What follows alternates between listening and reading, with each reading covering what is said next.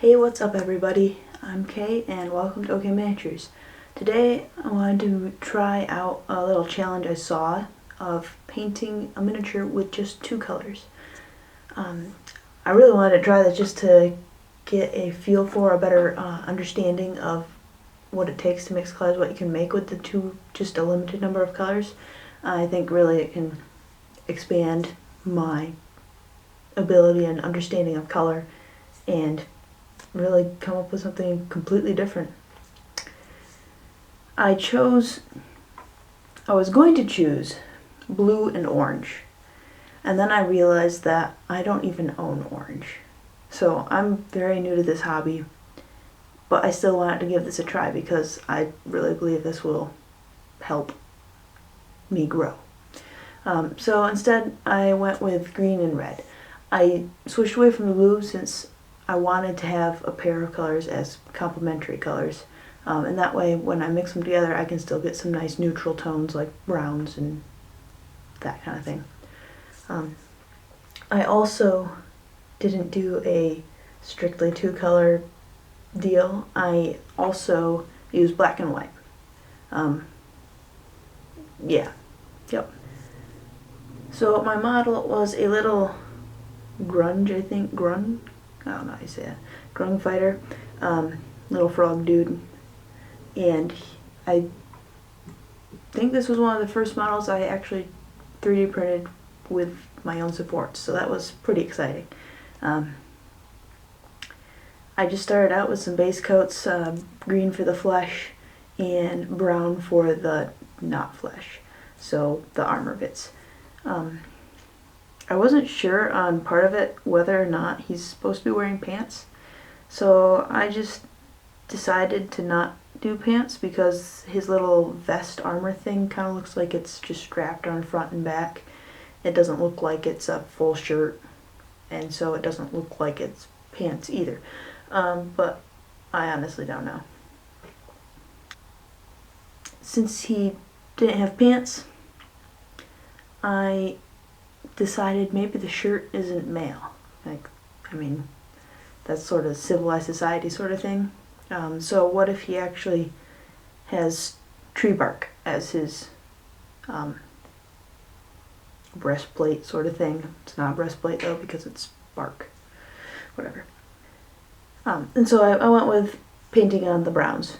And then I realized that this little shirt armor piece is very, very uniform, so it's probably not actually bark, but I still like the idea of having it be wood, and so I kept the brown colors. Maybe he actually carved out little bits of wood and pieced it together to make this shirt, this male. I had a really hard time getting the base coats to cover nicely, and really it took a lot of tries, a lot of coats. The green did not cover very well at all, and when the green was mixed with the red, it still did not cover much at all. I don't know. Maybe you can let me know down below. Is that normal for green paint? Honestly, I think this is my first time using it. After the base coats were done, I just added some basic shadows and highlights. For the shadows, I added in more red. So for my green, that became a darker brownish green color, and for my brown, it became more of a reddish brown. For the highlights, I added more green into my brown, which made it more of a greenish brown. Yeah, it was still a very brown color. And then for my green highlights, I added in some white. I also noticed that my paintbrush is losing paint around the edge, which is really weird. It like flaked off. I don't know, maybe that's not normal either. Yeah, I'm showing how new I am to all this stuff right here. Oh well. For the eyes I did a little white blob, and then I did a little black blob. Of course, at first I did a tiny black blob so he looks like he's terrified, but I made it a little bit bigger and he looks pretty good. These are the first set of eyes I'm actually happy with. Maybe that's because these eyes are actually big enough where I can get in there and actually paint it nicely. So I decided to put a little freehand on the shield. Everything was looking very boring. So I did a little frog footprint on there, kind of like his symbol, his, I don't know, clan symbol. Something like that. And then after that, it seemed like it was really missing something. So I decided to add some war paint. So you know, war paint, I don't know, it just seemed like the right thing to do. You know, you just gotta get some paint and go like, what? And then you're like an epic warrior. Now I can't read my notes.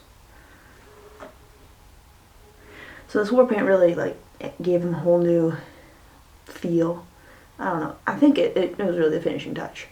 And then I also add a little dot of red on the spear just to kind of get some more red throughout the little guy. There wasn't any real features to emphasize, else I would have added a little bit more red on the shirt, I think. This paint is really distracting. Like, you can see it on your nose and cheek. Like, I can pretend it looks cool right now, but I'm pretty sure it doesn't. So if you found this helpful, please hit the thumbs up. I really appreciate it. And I really appreciate you sticking around and watching this long. If you'd like to see more content like this, consider subscribing. I'll post every week on Fridays. And I switched things up today. I did a mini painting thing instead of a tutorial on terrain building. If you prefer that, let me know down below. I would definitely love to make more videos like this if that's what you guys are interested in. So with that, I'll see you in the future. Hey, it actually went like down my nose. It actually worked. I probably have big globs up here though. So I'm gonna go clean that off before it dries on.